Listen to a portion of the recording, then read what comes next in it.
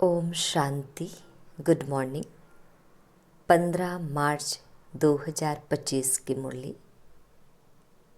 मुरली का सार है, मीठे बच्चे अब वापस घर जाना है।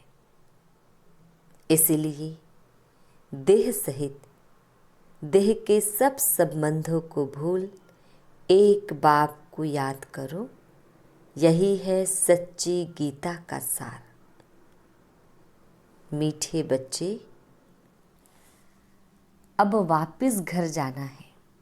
इसलिए देह सहित देह के सब संबंधों को भूल एक बाप को याद करो। यही है सच्ची गीता का सार। प्रश्न है, तुम बच्चों का सहज पुरुषार्थ क्या है? तुम बच्चों का सहज पुरुषार्थ क्या है? उत्तर, बाप कहते हैं, तुम बिल्कुल चुप रहो। चुप रहने से ही बाप का वर्षा ले लेंगे। बाप को याद करना है, सृष्टि चक्र को फिराना है। बाप की याद से तुम्हारे विक्रम विनाश होंगे, आयु बड़ी होगी और चक्र को जानने से चक्रवर्ती राजा बन जाएंगे। यही है सहज पुरुषार्थ। ओम शांति। डिटेल है, मीठे मीठे रूहानी बच्चों प्रति रूहानी बाप फिर से समझा रहे हैं।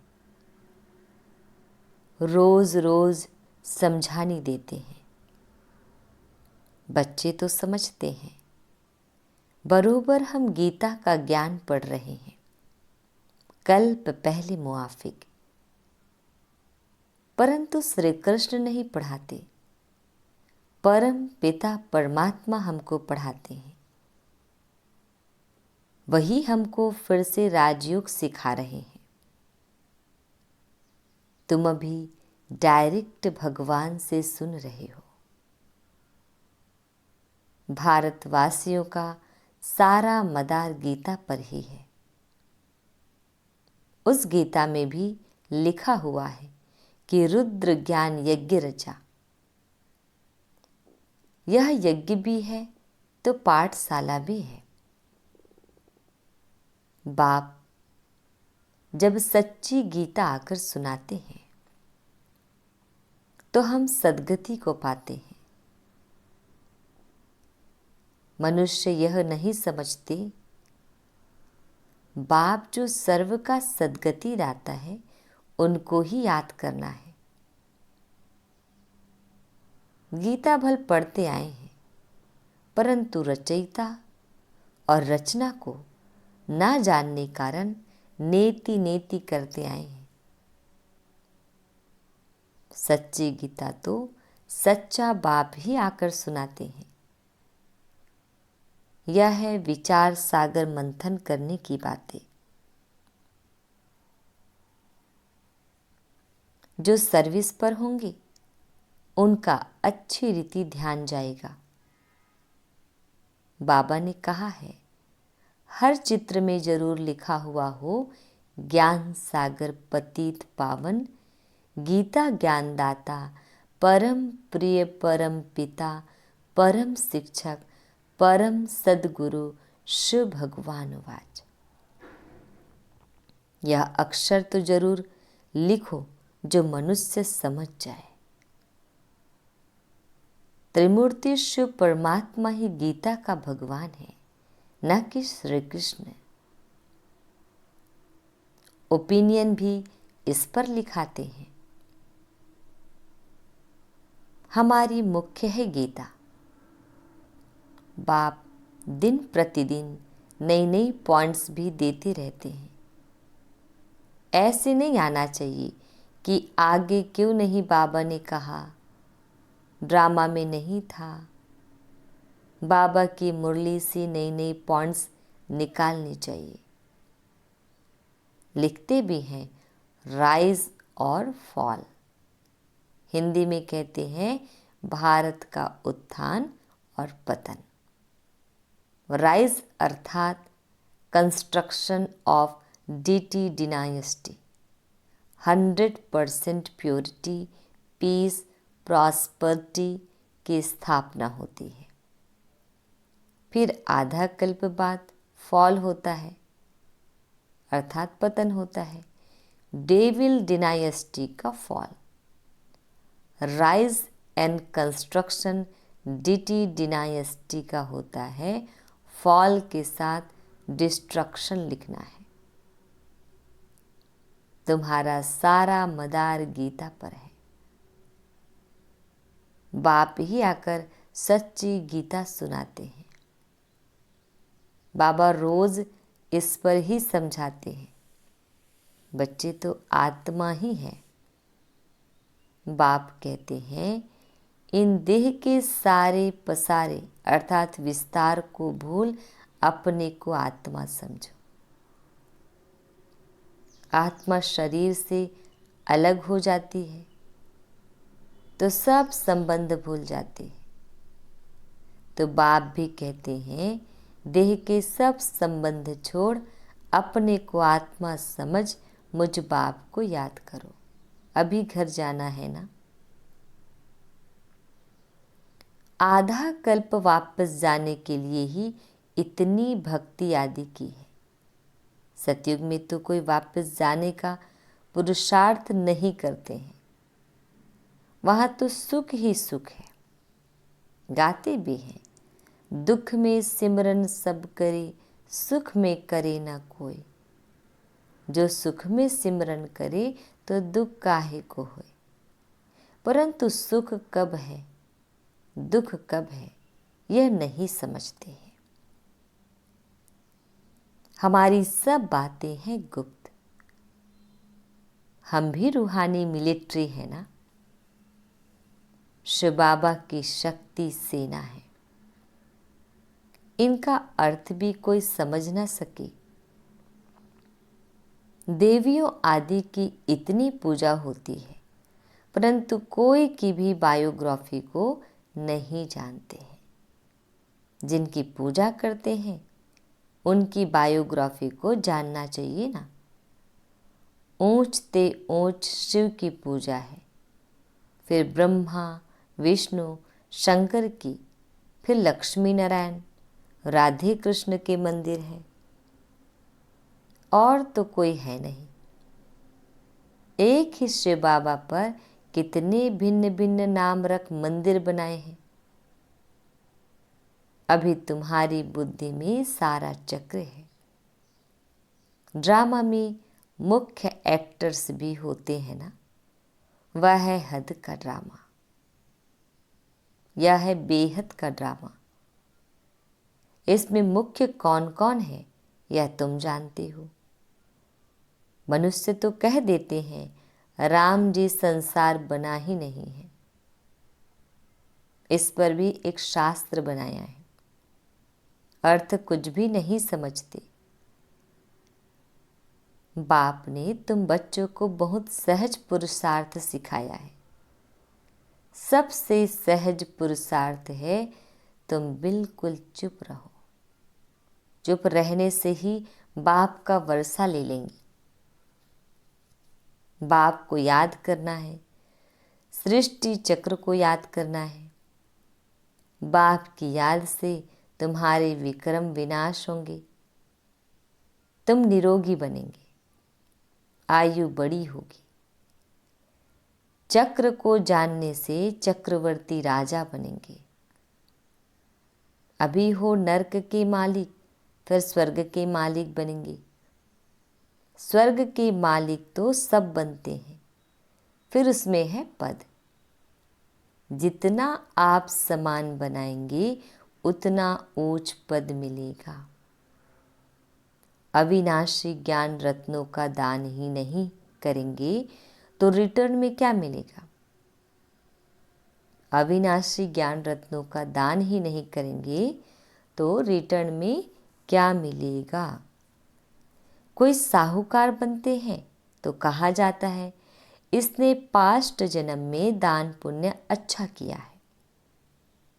अभी बच्चे जानते हैं रावण राज्य में तो सब पाप ही करते हैं।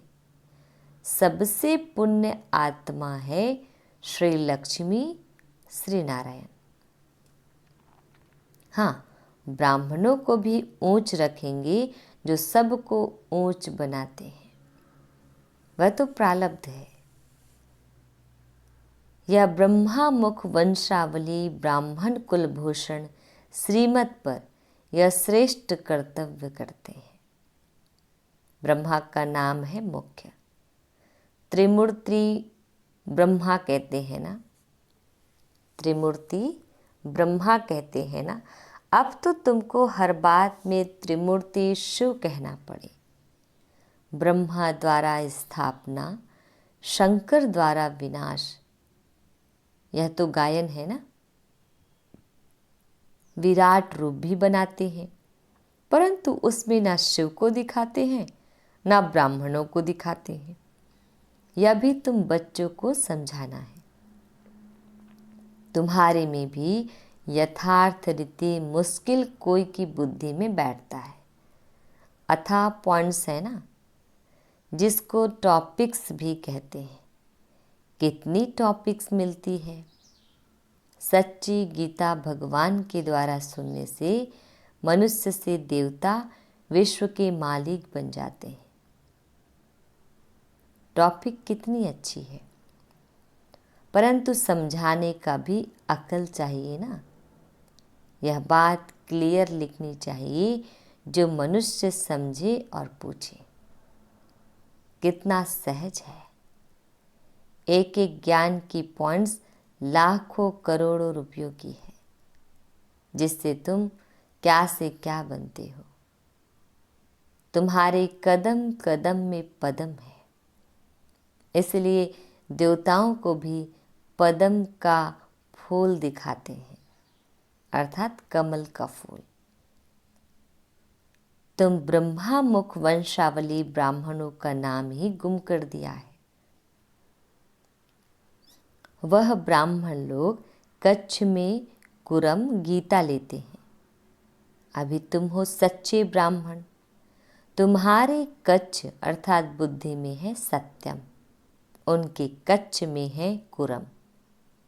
तो तुमको नशा चढ़ना चाहिए। हम तो श्रीमत पर स्वर्ग बना रहे हैं। बाप राजयोग सिखला रहे हैं। तुम्हारे पास कोई पुस्तक नहीं है, लेकिन यह सिंपल बैज ही तुम्हारी सच्ची गीता है। इसमें त्रिमूर्ति का भी चित्र है, तो सारी गीता इसमें आ जाती है। सेकंड में सारी गीता समझाई जाती है। इस बैज द्वारा तुम सेकंड में किसको भी समझा सकते हो। यह तुम्हारा बाप है। इनको याद करने से तुम्हारे पाप विनाश होंगे।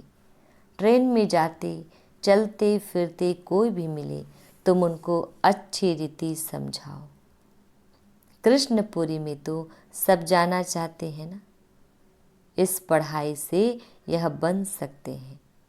पढ़ाई से राजाई स्थापन होती है, और धर्म स्थापक कोई राजाई नहीं स्थापन करते। तुम जानते हो हम राजयोग सीखते हैं भविष्य 21 जन्म के लिए। कितनी अच्छी पढ़ाई है। सिर्फ रोज 1 घंटा पढ़ो बस। वह पढ़ाई तो 4-5 घंटे के लिए होती है। यह 1 घंटा ही बस है। जो भी सवेरे का टाइम ऐसा है जो सबको फ्री है। बाकी कोई बांधेले आदि हैं, सवेरे नहीं आ सकते हैं, तो और टाइम रखे हैं। बैज लगा हुआ हो, कहाँ भी जाओ या पैगाम देते जाओ। अखबार में तो बैज डाल नहीं सकते हैं, एक तरफ का डाल सकेंगे। मनुष्य ऐसे तो समझ भी नहीं सकेंगे सिवाय समझाने। है बहुत सहज। यह धंधा तो कोई भी कर सकते हैं। अच्छा, खुद भल याद ना भी करे, दूसरों को याद दिलावे, यह भी अच्छा है। दूसरे को कहेंगे देही अभिमानी बनो, और खुद देह अभिमानी होंगे तो कुछ ना कुछ विकर्म होता रहेगा। पहले पहले तूफान आते हैं, मनसा में, फिर कर्मणा में आते हैं। मनसा में बहुत आएंगे, उस पर फिर बुद्धि से काम लेना है। बुरा काम कभी करना नहीं है, अच्छा कर्म करना है। संकल्प अच्छे भी होते हैं, बुरे भी आते हैं। बुरे को रोकना चाहिए। यह बुद्धि बाप ने दी है, दूसरा कोई समझ न सके। वह तो रॉन्ग काम ही करते रहते हैं। तुमको अभी राइट काम ही करना है। अच्छे पुरुषार्थ से राइट काम होता है। बाप तो हर बात बहुत अच्छी रीति समझाते रहते हैं। अच्छा, मीठे मीठे शिकिल्दे बच्चों प्रति माता पिता बाप दादा का याद प्यार और गुड मॉर्निंग। रूहानी बाप की रूहानी बच्चों को नमस्ते। हम रूहानी बच्चों की रूहानी माता पिता बाप दादाजी को याद प्यार गुड मॉर्निंग और नमस्ते। शुक्रिया मीठे प्यारे बाबा, आपका लाख लाख शुक्रिया। आज हम बच्चों को धारण करना है। फर्स्ट पॉइंट है, यह एक एक अविनाशी ज्ञान का रतन लाखों करोड़ों रुपयों का है। इन्हें दान कर कदम कदम पर पद्मों की कमाई जमा करनी है। आप समान बनाकर ऊंच पद पाना है। सेकंड पॉइंट, विकर्मों से बचने के लिए देही अभिमानी रहने का पुरुषार्थ करना है। मनसा में कभी बुरे संकल्प आए तो उन्हें रोकना है। अच्छे संकल्प चलाने हैं। कर्मेंद्रियों से कभी कोई उल्टा कर्म नहीं करना है। वरदान, रूहानियत के प्रभाव द्वारा फरिश्तेपन का मेकअप करने वाले सर्व के स्नेही भव। रूहानियत के प्रभाव द्वारा फरिश्तेपन का मेकअप करने वाले सर्व के स्नेही भव।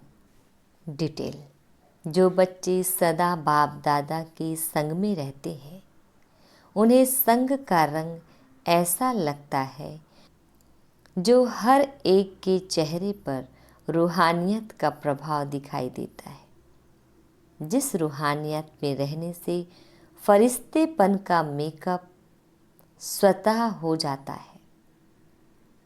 जैसे मेकअप करने के बाद कोई कैसा भी हो लेकिन बदल जाता है, मेकअप करने से सुंदर लगता है। यहाँ भी फरिश्तेपन के मेकअप से चमकने लगेंगे और यह रूहानी मेकअप सर्व का स्नेही बना देगा। स्लोगन, ब्रह्मचर्य योग तथा दिव्य गुणों की धारणा ही वास्तविक पुरुषार्थ है। ब्रह्मचर्य योग तथा दिव्य गुणों की धारणा ही वास्तविक पुरुषार्थ है।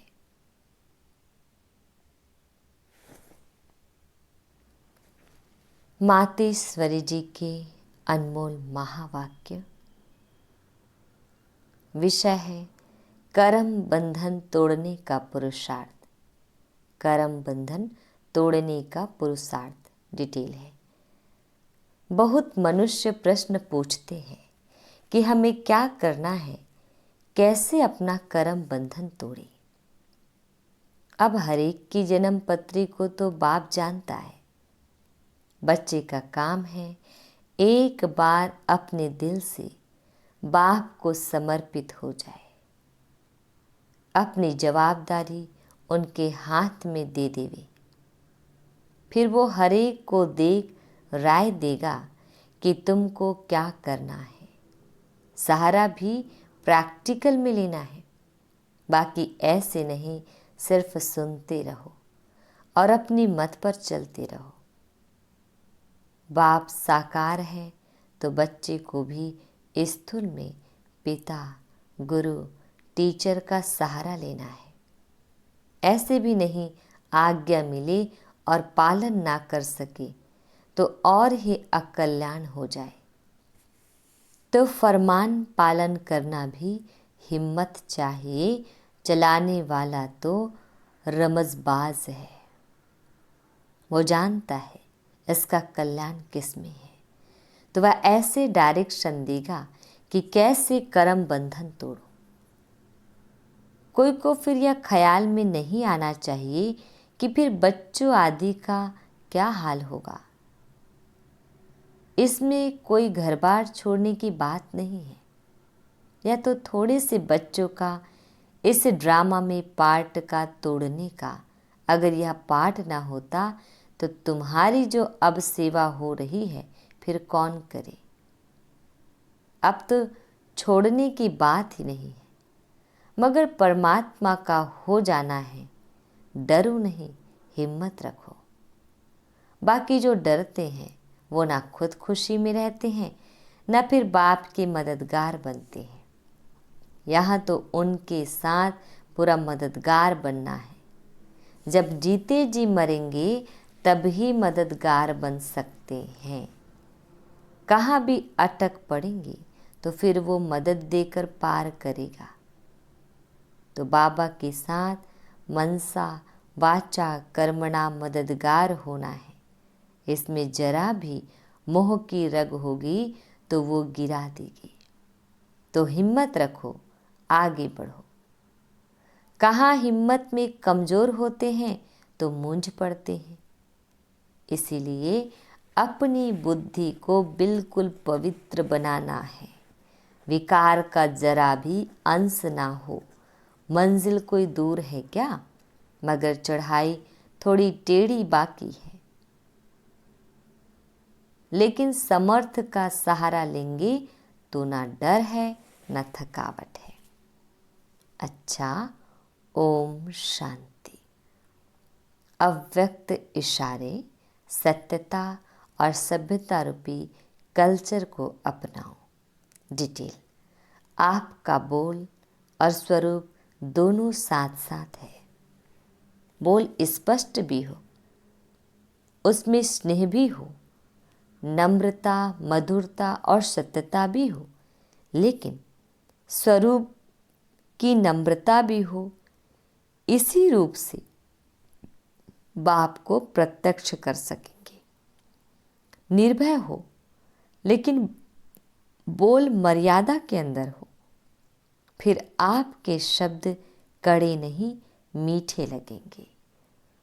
ओम शांति।